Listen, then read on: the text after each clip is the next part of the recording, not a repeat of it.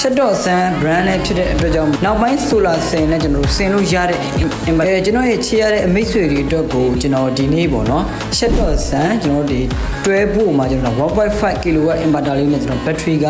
300အို LiPo4 battery ပေါ့နော်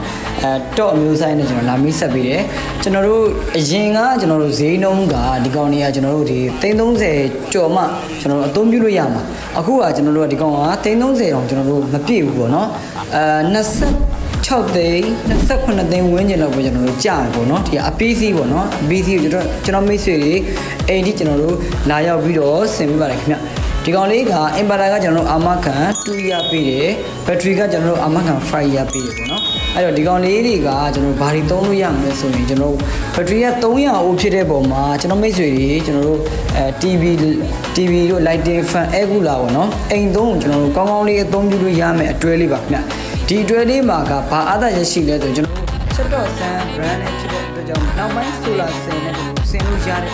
inverter လေးပါခင်ဗျအဲ့တော့ဒီကောင်လေးကိုလိုချင်နေဆိုရင်ကျွန်တော်တို့ power electronic show တို့ကိုဒါရောက်ဝယ် upload ဖြစ်ခေါ်ပါတယ်ခင်ဗျ